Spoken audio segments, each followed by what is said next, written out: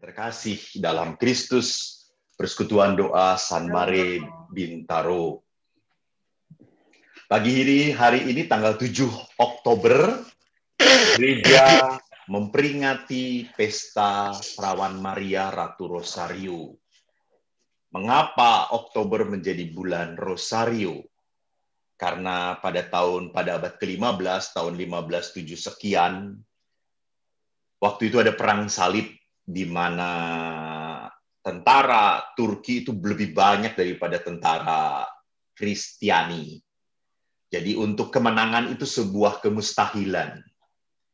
Dan Bapak Paus Pius menganjurkan umat untuk berdoa supaya terjadi sebuah mujizat kemenangan. Dan pada tanggal 7 Oktober, Bapak Paus Pius berdoa di Katedral Santa Maria Maggiore dari pagi hingga malam. Dan pada tanggal 7 Oktober ini pun rupanya Kristianitas pasukan Kristen. Saya suka bingung antara Kristen dan Katolik ini. Pasukan Kristiani menang daripada pasukan Turki. Dan akhirnya itulah sebabnya pada tanggal 7 Oktober dijadikan sebagai peringatan Bunda Maria Ratu Rosario. Sebagai penghormatan, mari kita menyanyikan lagu Bunda Maria ini.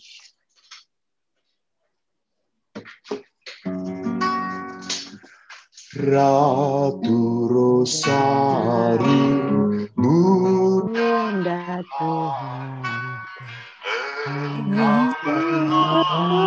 engkau salib di depan kamu, rakyatku bermohon,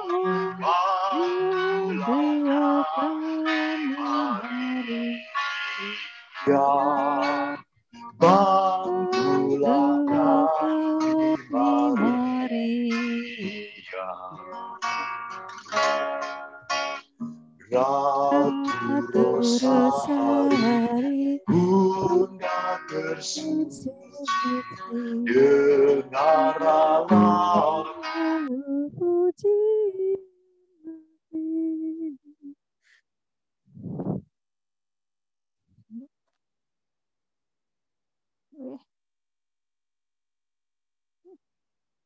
Ya.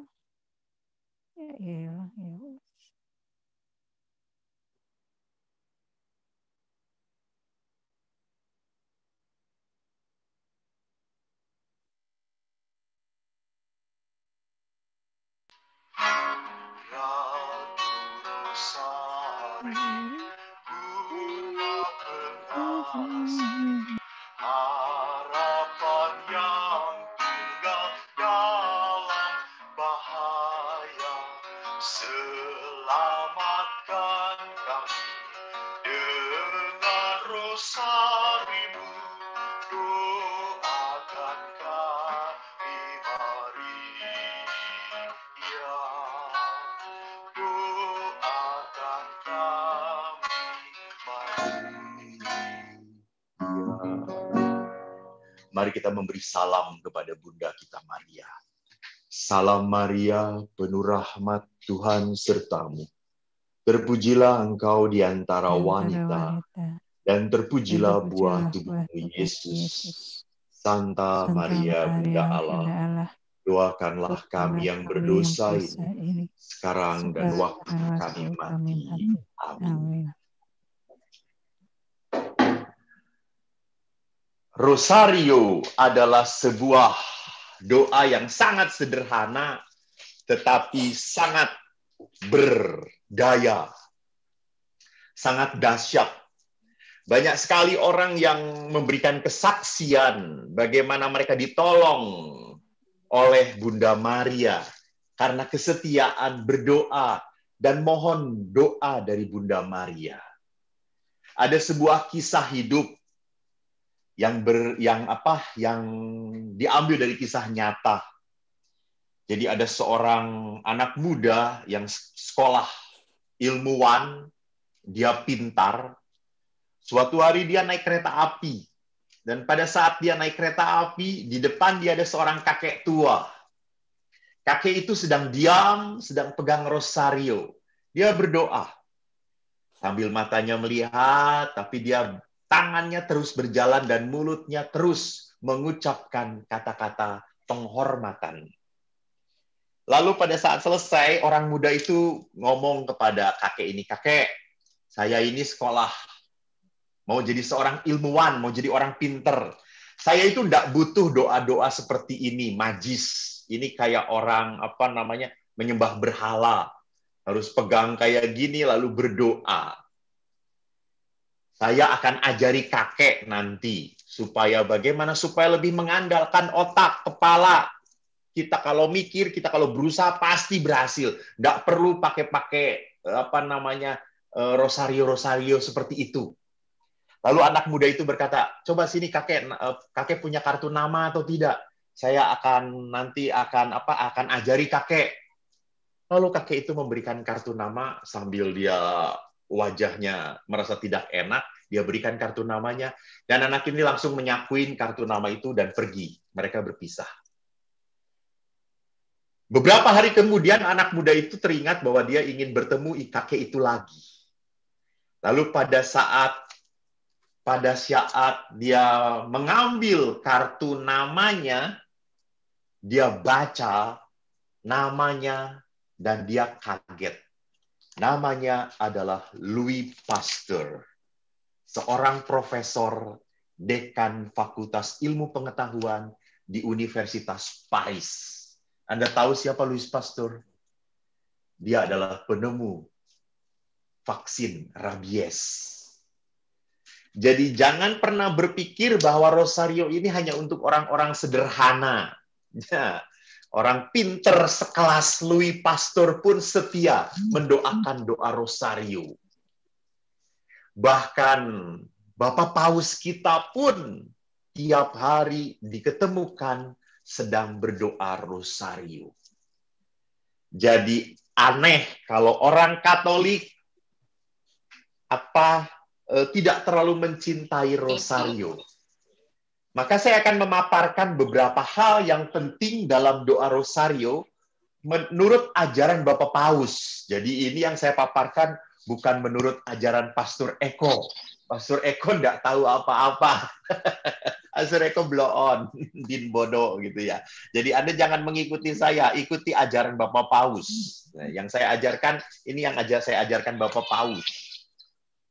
Saya sebelum mengajak Bapak Ibu untuk melihat apa ajaran Bapak Paus, saya ingin mengajak Bapak Ibu untuk pertama-tama membaca kitab suci dahulu.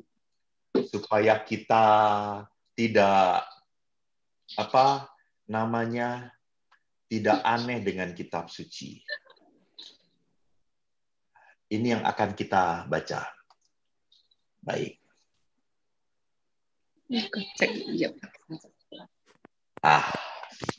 Bapak Ibu bisa baca ya.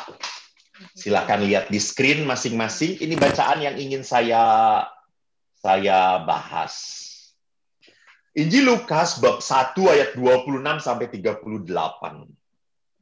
Dalam bulan yang ke-6, Allah menyuruh malaikat Gabriel pergi ke sebuah kota di Galilea bernama Nazaret, kepada seorang perawan yang bertunangan dengan seorang bernama Yusuf dari keluarga Daud.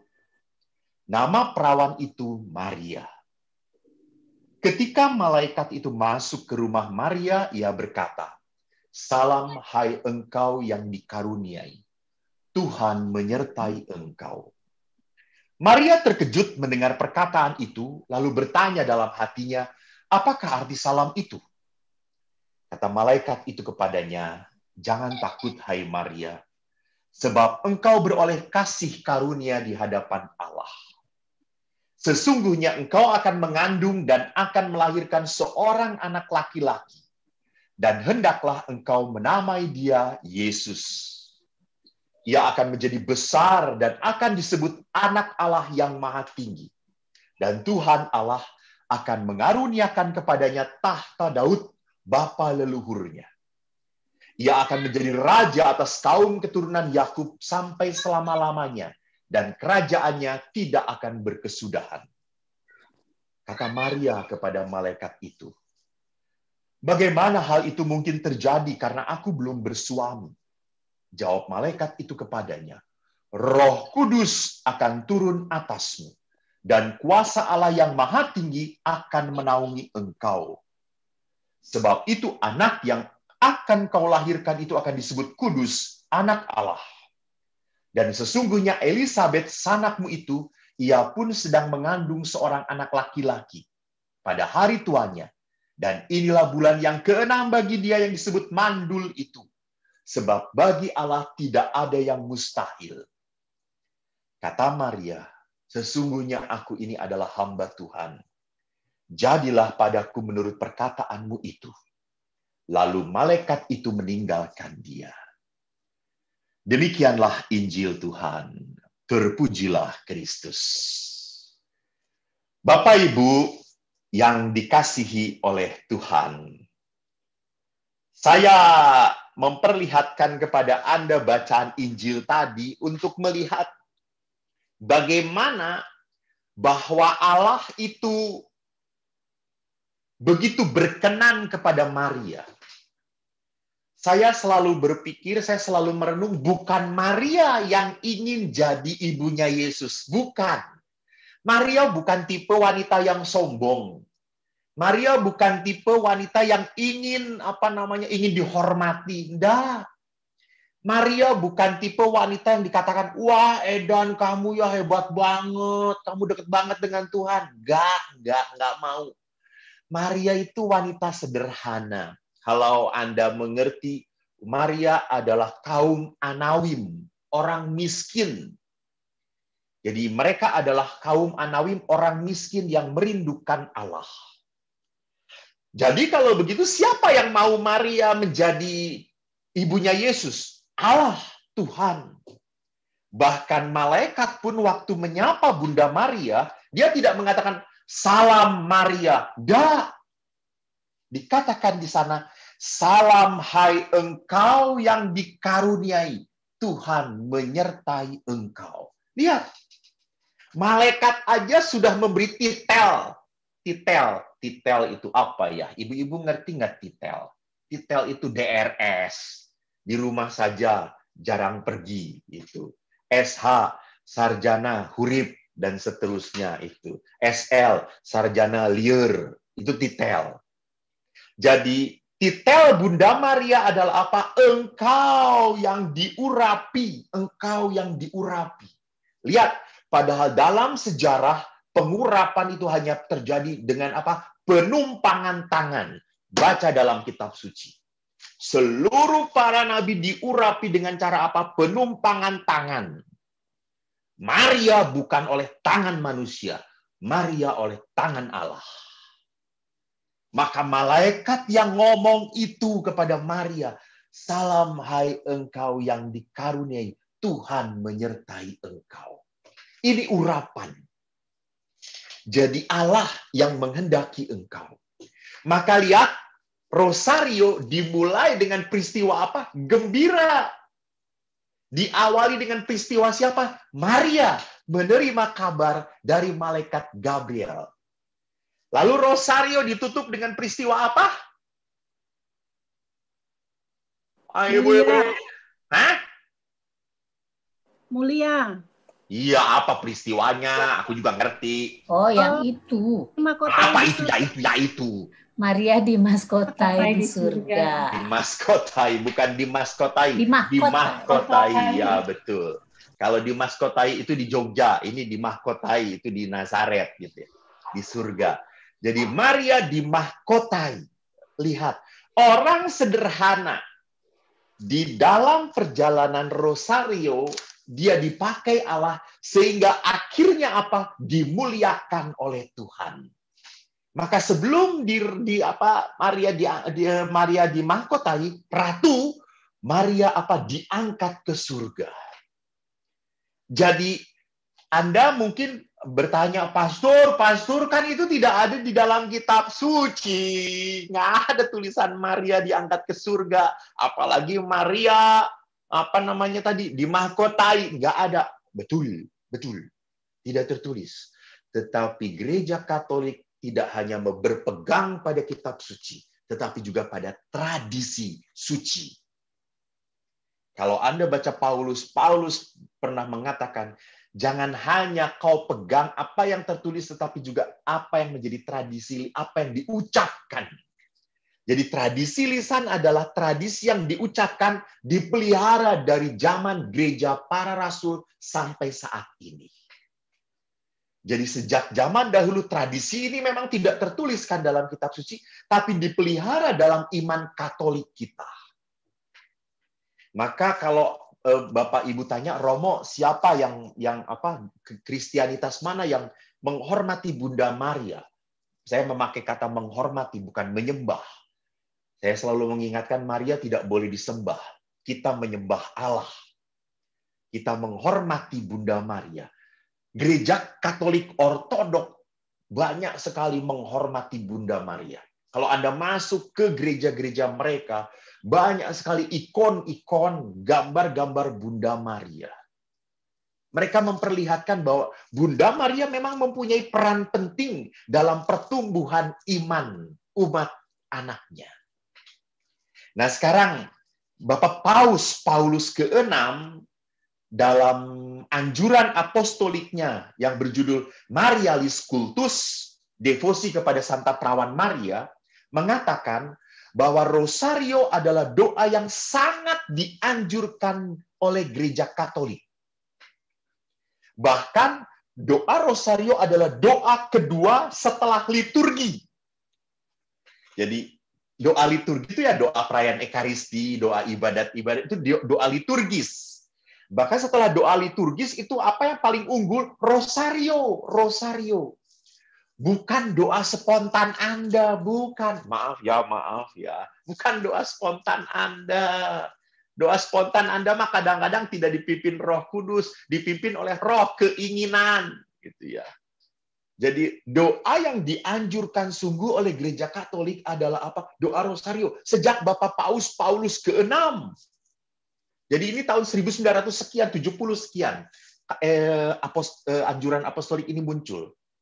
Mengapa Bapak Paulus sampai menganjurkan? Pertama, rosario merupakan cara cepat memasuki alam Yesus untuk merenungkan Injil. Jadi jangan pernah lupa, doa ini bukan doa untuk Maria, bukan. Doa ini, doa rosario adalah doa memasuki misteri Yesus. Lihat saja peristiwa gembira. Maria menerima kabar gembira dari malaikat Tuhan. Kabar gembira tentang siapa? Yesus! 2. Maria mengunjungi Elisabet saudaranya. Ngapain Maria mengunjungi Elisabet saudaranya? Elisabet langsung berteriak, siapakah aku ini sampai ibu Tuhanku datang mengunjungi aku. Lihat. Peristiwa ketiga. Yesus lahir di Bethlehem. Yesus, bicara lagi tentang Yesus. Peristiwa keempat. Yesus dipersembahkan dalam bait Allah. Yesus lagi. Jadi jangan pernah berpikir bahwa rosario ini untuk Bunda Maria. Tidak. Kita melihat di sini ada Injil. Dalam perjalanan kitab suci. Apalagi setelah Yohanes Paulus menambahkan peristiwa. Peristiwa apa, ibu-ibu? Benar sekali. Belum ada yang menjawab. Peristiwa terang. Peristiwa terang itu adalah peristiwa dari Yohanes Paulus kedua. Peristiwa terang itu adalah berkenaan dengan apa? Hidup Yesus. Karena memang seperti ada loncatan. Peristiwa gembira, ya, sampai terakhir adalah Yesus ditemukan dalam bait Allah. Lalu langsung ke peristiwa sedih. Yesus berdoa di Taman Getsemani. Jadi seolah-olah hidup ini tidak ada. Maka Bapak Yohanes Paulus bukan atas inspirasi sendiri, saya yakin atas dorongan Roh Kudus menghadirkan peristiwa apa? Peristiwa terang. Dimulai dari Yesus dibaptis di Sungai Yordan. Sampai akhirnya di peristiwa kelima kita merenungkan bagaimana Yesus menetapkan Ekaristi. Lihat di sini.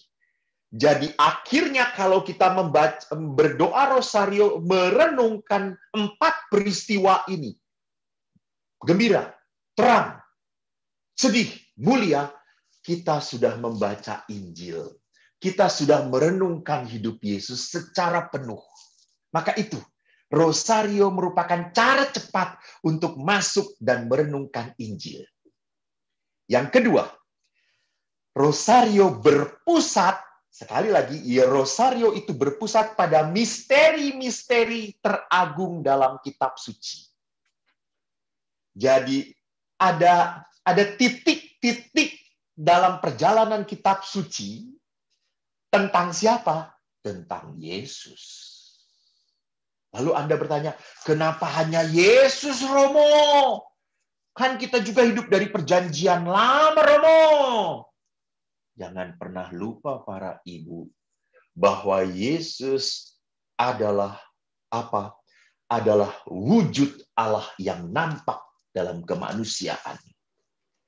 Jadi kalau Anda mau melihat Allah seperti apa, ya itu yang diperlihatkan oleh Yesus. Bagaimana Yesus tergerak oleh belas kasihan. Bagaimana Yesus mengampuni. Bagaimana Yesus memberikan hukum kasih. Dia memperlihatkan itu Allah. Maka gambaran Allah yang nyata ada dalam diri Yesus. Tuntas dalam diri Yesus. Akhir dalam diri Yesus.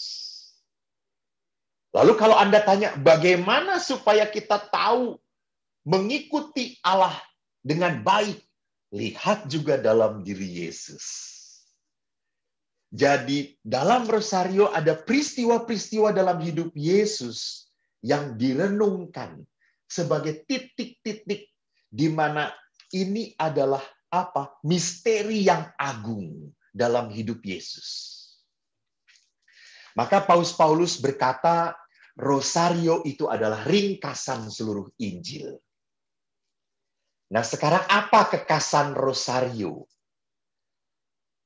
Manusia, nanti Ibu Lili kalau Anda kecapean, kalau ibu-ibu kecapean, saya di stop aja, dimatikan saja. Nanti saya berhenti kok kalau dimatikan.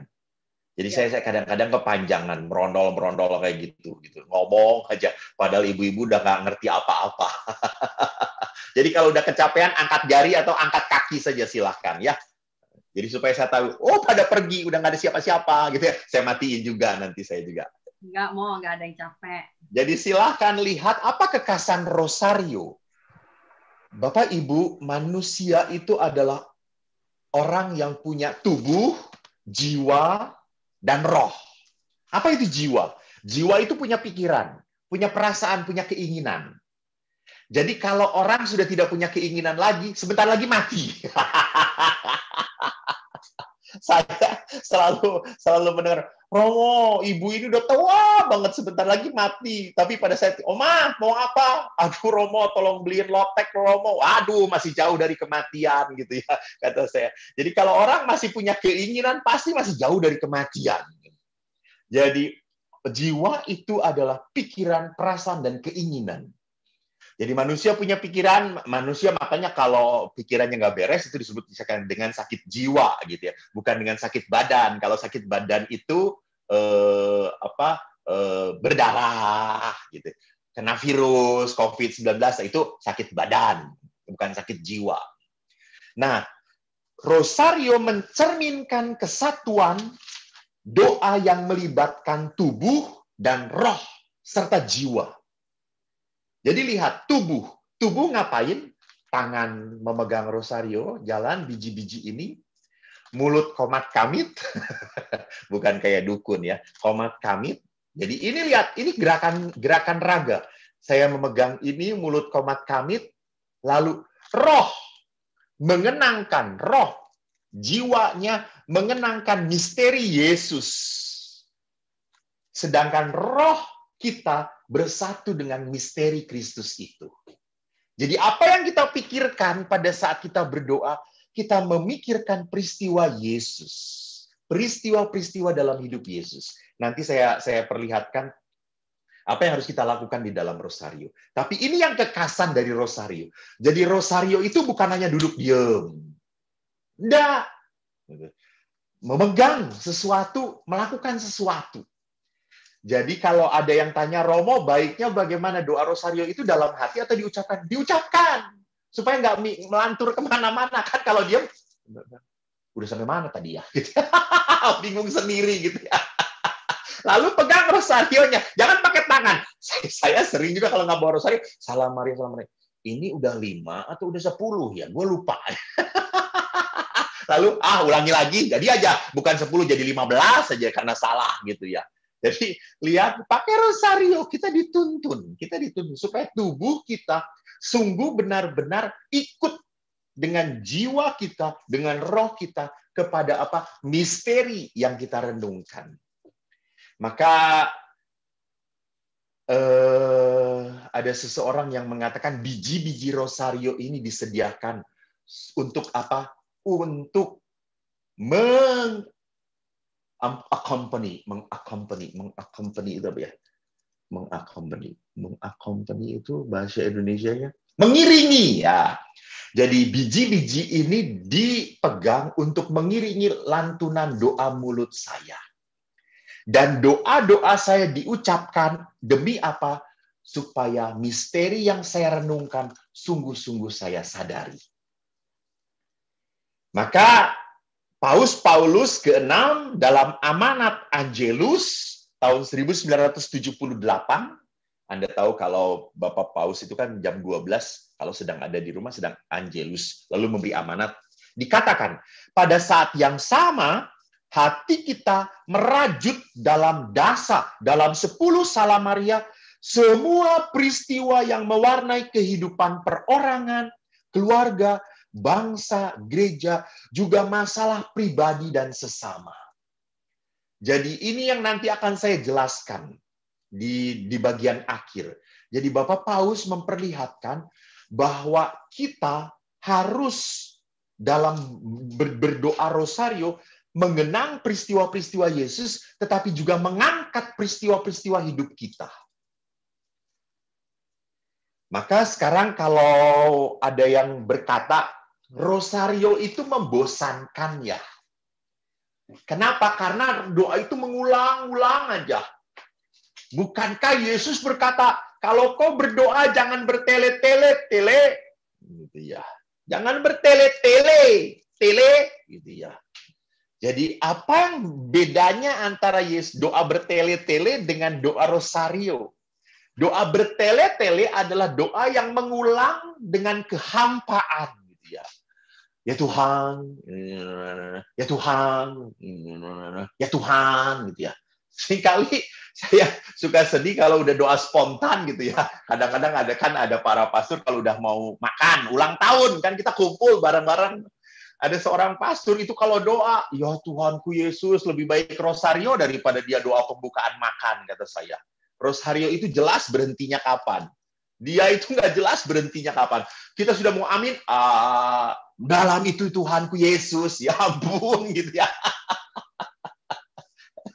Jadi ini bertele-tele. Doa yang diulang-ulang dan hampa.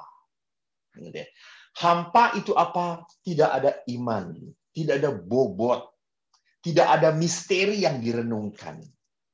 Maka rosario beda. Rosario adalah pengulangan yang penuh dengan makna. Karena apa yang kita ucapkan, itu perjalanan permenungannya berbeda. Jadi memang kelihatannya dangkal, tapi dalam. Dangkalnya apa? Cuma Salam Maria penuh rahmat. Salam Maria, saya ingat waktu kecil kalau udah Salam Maria penuh rahmat Tuhan sertamu, terpujilah engkau di antara wanita dan terpujilah buah tubuhmu. Kalau ikut Legio Maria juga kan kayak gitu. Salam Maria penuh rahmat Tuhan sertamu, terpujilah engkau di antara. Lalu jawab, Santa Maria Bunda Allah, doakanlah kami yang berdosa ini. Sepertinya dangkal gitu ya. Cuma ngulang hal yang sama. Tetapi pada saat masuk misterinya, di situ ada kedalaman, ada makna. Maka orang itu menjadi bosan, salah. Kenapa? Karena terpaut pada pengulangan saja. Jadi orang itu bosan karena dia tidak sungguh-sungguh masuk ke dalam doa rosario. Dia hanya mengulang dan menghitung. Duh, kok nggak sampai selesai 10 lama banget. Jangan-jangan gue nggak jalan-jalan. Salah nih gue berhenti di nomor 3 gitu ya. Ini. Jadi jangan-jangan orang itu bosan karena apa? Mikirin nggak selesai-selesai, banyak banget sih gitu ya.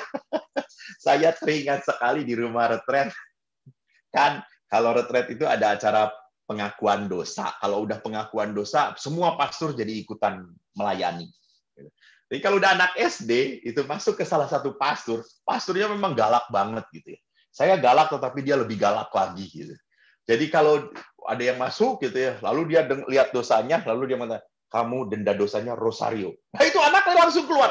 Aduh, gua disuruh rosario gitu. Lalu teman-temannya, apaan? Rosario. Langsung itu pindah semuanya dari tempat dia ke pastor-pastor yang lain. Jadi mereka tahu kalau sudah denda rosario panjang banget, minimal setengah jam. Anda tahu panjang gitu ya. Jadi mengapa rosario membosankan? Karena mungkin kita berpikir kok nggak selesai-selesai. Kita hanya terpusat pada apa? Pengulangannya. Padahal Bapak Ibu jangan pernah lupa pengulangan itu tidak pernah salah. Hidup kita pun terlalu terulang. Bangun tidur, gosok gigi, makan pagi, minum kopi, ketemu suami kita, alah, mau tidur, ketemu lagi, bangun tidur. Begitu pengulangan. Bahkan alam semesta pun menjadi sebuah pengulangan. Pagi, matahari selalu terbit dari ufuk timur dan tenggelam di ufuk barat. Itu selalu terulang. Liturgi pun mengulang.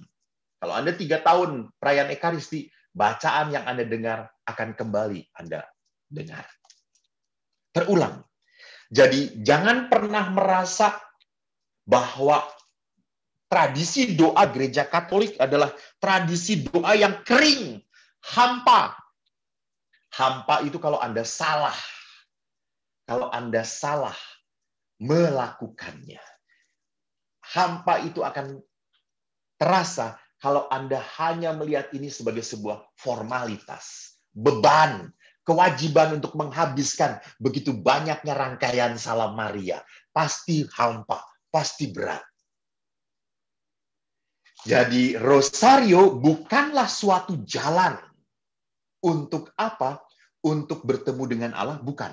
Rosario adalah tempat untuk memasukkan diri kita bersama Maria dalam ketaatan kepada Allah. Jadi rosario itu bukan jalan menuju Allah, bukan. Rosario itu adalah tempat bagi kita untuk bersama Maria, taat, mendengarkan, melakukan, dan menyimak firman Allah. Disitulah kenapa rosario bisa Anda lakukan dimanapun. Kalau Anda di rumah sakit, sedang menunggu resep, rosario. Kalau Anda sedang menunggu suami yang tidak pulang-pulang, entah kemana dia, entah diambil sama maling atau apa, berdoa rosario. Jadi Anda akhirnya apa? Di dalam doa rosario, Anda menemukan tempat ketenangan yang kudus. Di dalam doa rosario, Anda bisa melepaskan segala tetek bengek dalam hidup Anda. Saya punya kesaksian tentang rosario. Saya ini memang sejak kecil rosario wajib oleh orang tua saya, ayah saya. Jadi setiap malam itu kami rosario. Karena menjadi sebuah kewajiban sejak kecil, maka sampai sekarang rosario menjadi sebuah ya boleh dikatakan rutinitas, tapi juga boleh menjadi sebuah kerinduan, kebahagiaan untuk rosario. Lalu suatu saat saya bersama teman saya itu naik motor dari Bandung. Kita di Bandung, di Biara, Pandu. Kami mau memberi retret ke Lembang. Lalu waktu itu kami berangkat jam 4, sedangkan retret anak remaja mau dimulai jam 5. Saya naik motor dan teman saya kecil duduk di belakang. Lalu dia berkata, ayo kok, cepat kok, ngebut. Kita ngebut. Karena kalau tidak ngebut, kita nanti telat. Akhirnya saya ngebut dan dia ngelihat jalan. Terus.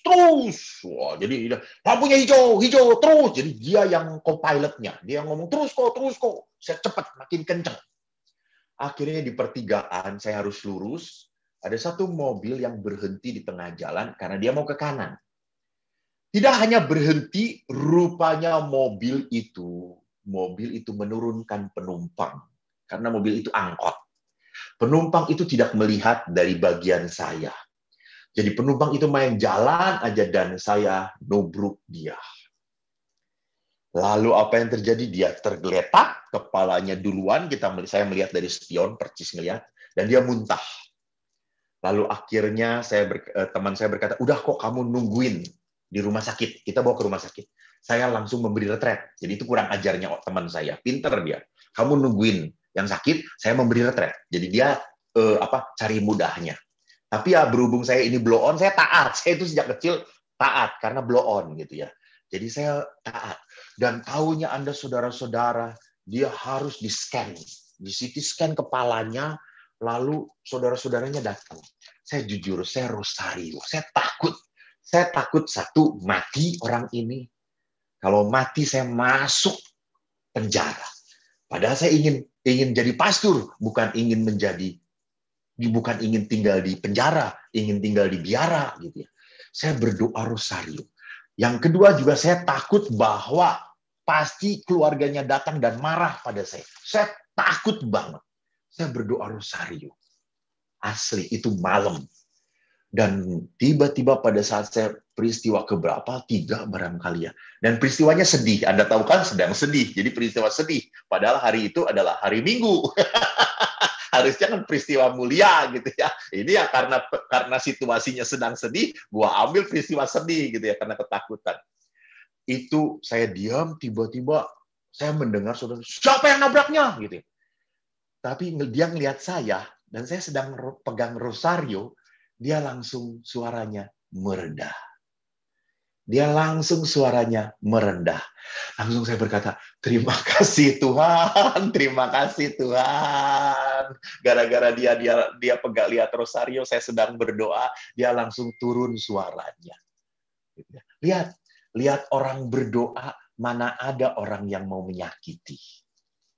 Dan rosario ini akhirnya begitu saya percayai setelah CT scan keluar dan dokternya mengatakan, enggak apa-apa, orang ini masih bisa ditolong. Enggak parah kok. Syukur kepada Allah yang kedua. Setelah rosario selesai, saya rosario lagi. Peristiwa mulia, langsung saya sambung. Saking senangnya gitu ya. Jadi apa yang saya mau katakan, bahwa lihat rosario itu menjadi tempat bagi manusia untuk menemukan ketenangan, untuk menemukan kekuatan, untuk menemukan penyertaan. Bukankah Yesus berkata waktu disalib, Ibu, ini anakmu. Anakku, ini ibumu. So, apa artinya? Saya punya ibu. Dan doa seorang ibu adalah doa yang penuh dengan kasih. Penuh dengan rasa sayang. Jadi kalau saya berdoa rosario, saya sadar ada seorang ibu yang mendoakan saya.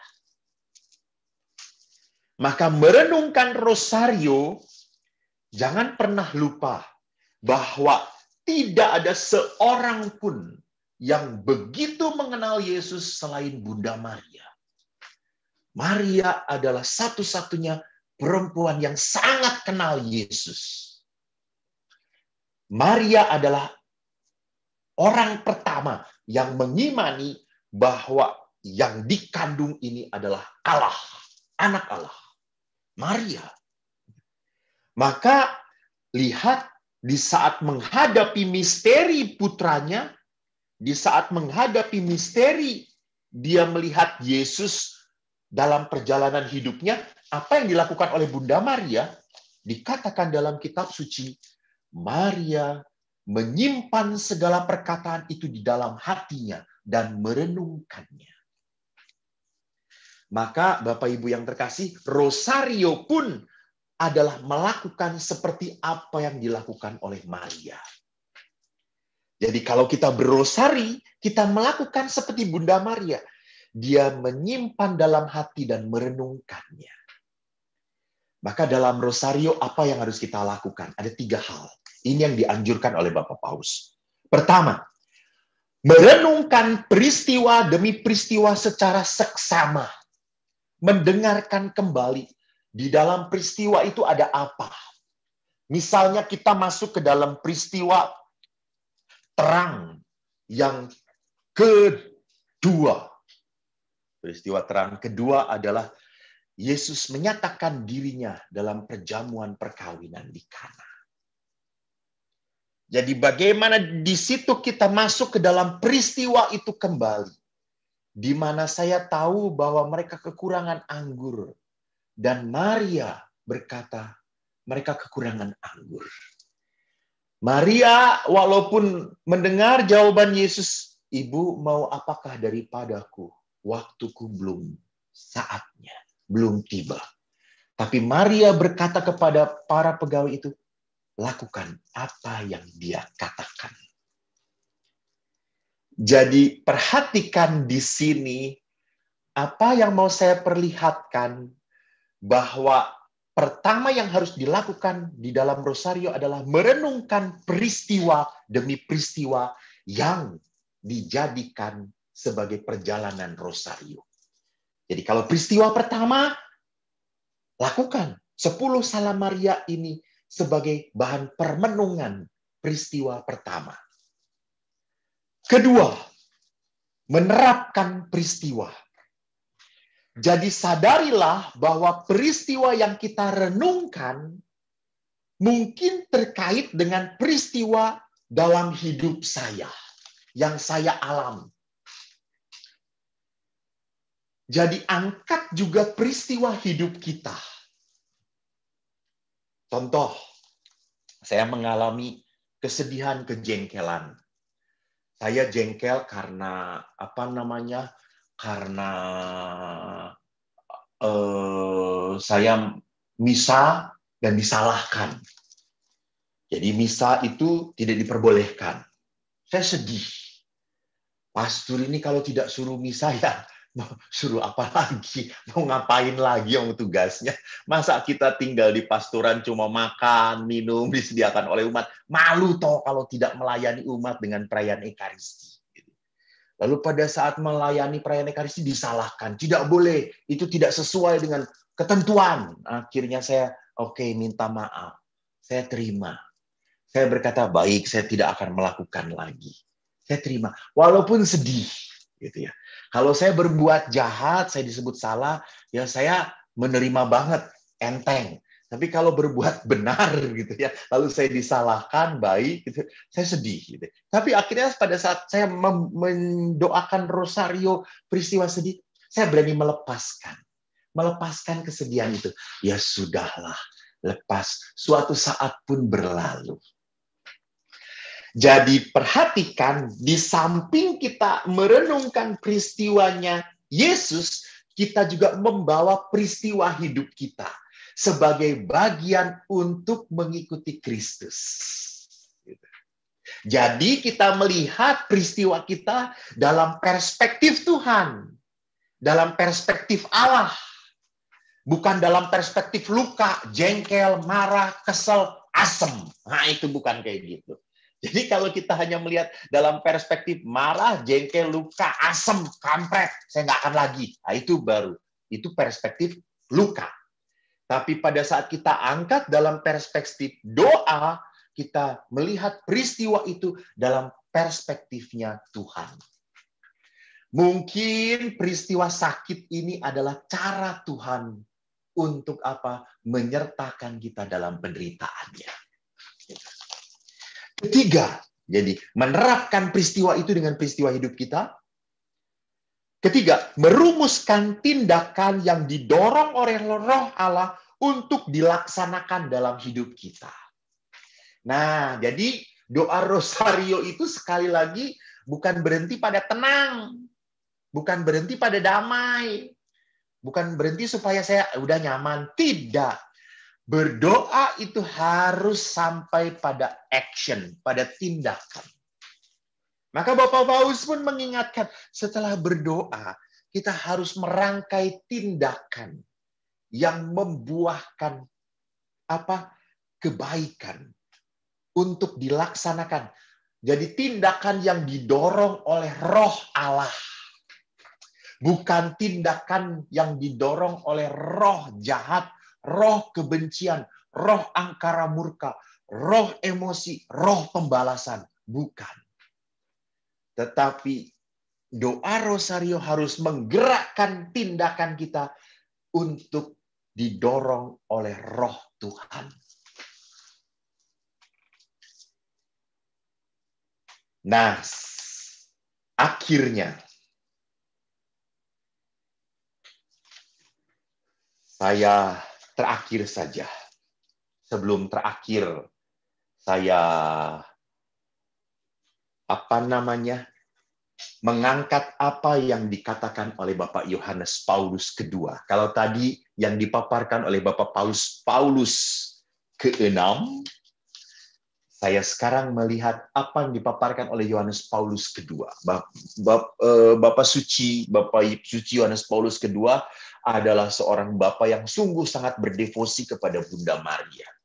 Maka dari itu, dari beliaulah, dari orang kudus inilah lahir peristiwa terang di dalam gereja.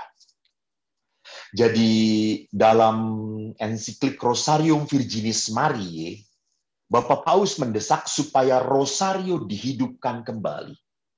Setelah peristiwa 11 September, Bapak Paus, Anda tahu pembauman itu, Twin Tower, Bapak Paus sedih. Banyak orang setelah pembauman itu malah lihat berita Fox, lihat berita CNN. Bapak Paus sedih, kenapa kok tidak orang-orang itu setelah mendengarkan berita yang menyedihkan, yang memprihatinkan, kenapa tidak cari rosario? Kenapa tidak cari doa? Bukan cari berita, bukan cari sensasi. Ini yang diprihatinkan oleh Bapak Paus. Jadi manusia itu condongnya kalau dengar berita yang aneh-aneh, langsung cari berita, di-share, supaya makin panik, supaya makin ramai. Nah, Bapak Paus mengatakan, itu bukan tindakan anak Tuhan. Bapak Paus mengatakan, kalau Anda tindakan sebagai orang beriman, mendengar berita itu, carinya rosario, pegang rosario. Maka Bapak Paus mengatakan, rosario harus dihidupkan kembali. Kenapa? Kita butuh karunia damai. Terlalu banyak kekerasan di dunia ini. Terlalu banyak kebencian. Terlalu banyak ketakutan. Lihat saja, saya prihatin kemarin, tanpa sengaja saya buka YouTube, saya dengar seorang anak SD kelas 5 gantung diri. Hanya karena dimarahin, tidak dimengerti oleh budenya, oleh ibu angkatnya. Gantung diri. Jadi ada orang yang karena kebencian membunuh saudaranya. Ada orang yang karena kebencian ayahnya sendiri meninggal, tidak mau mengurus ayahnya meninggal. Ada karena kebencian juga, dia setelah dididik, dibesarkan oleh orang tuanya sudah tua, dilupakan begitu saja. Tidak pernah diingat-ingat. Ini kan berarti apa? Simpanan kebencian, kemarahan yang terlalu banyak di dalam hati orang. Maka rosario adalah senjata yang paling ampuh untuk mengatasi kekacauan di dalam diri kita.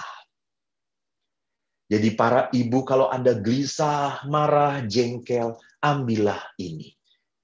Bapak Paus mengatakan ini senjata yang pertama dan utama. Bisa mengalahkan setan dalam diri kita. Jadi sekali lagi, setan yang paling jahat itu bukan dalam genderuwo, kuntilanak, itu bukan. Setan yang paling jahat dalam diri kita adalah apa? Kebencian, marah, keinginan membalas. Itu yang paling harus kita kalahkan. Yang kedua, Bapak Paus mengatakan rosario adalah alat yang paling andal membangun keluarga. Bapak Paus mengatakan keluarga adalah sel pertama dan utama dari masyarakat. Maka keluarga menjadi sehat kalau keluarga itu berdoa bersama. Dia akan kuat. Maka walaupun susah, walaupun sulit, sepertinya, saya tidak mengatakan pasti tidak mungkin, sepertinya tidak mungkin kita harus mengupayakan supaya ada doa rosario bersama. Kalau tidak bisa setiap hari, ya setiap minggu. Kalau tidak bisa setiap minggu, ya setiap bulan. Kalau tidak bisa setiap bulan, ya setahun seumur hidup. Sekali seumur hidup gitu ya. Semoga Tuhan mengampuni kita gitu ya. Parah amat sih gitu ya. Kok nggak bisa amat? Kenapa gitu ya? Kenapa kita bisa kumpul dengan keluarga, ketawa ketiwi, makan sama-sama, tetapi untuk merangkai doa ini kok tidak bisa? Jadi Bapak Paus prihatin. Ini kita punya senjata, kita punya kekuatan. Dan Bapak Paus mengatakan doa ini selalu menenangkan. Doa ini mempunyai daya untuk apa? Supaya kita bisa bersiap bertemu dengan Allah.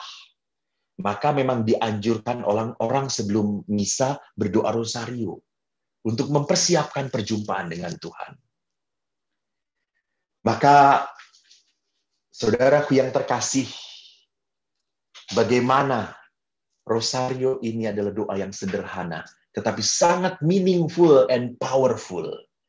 Karena di sini kita menyatukan iman kita dengan iman ibu kita, Maria. Maka pada saat kita berjalan bersama Maria, hati kita menjadi lebih tenang. Hati kita menjadi kuat. Cinta kita semakin membara kepada Allah. Sebelum ditutup, saya ada sebuah lagu yang ingin saya hidungkan.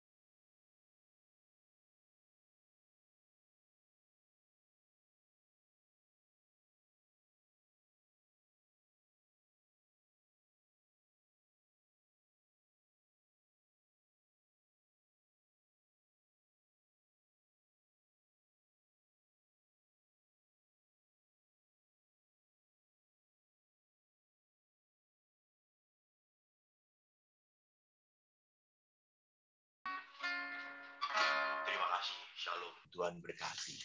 Amin. Terima kasih untuk Romo Eko.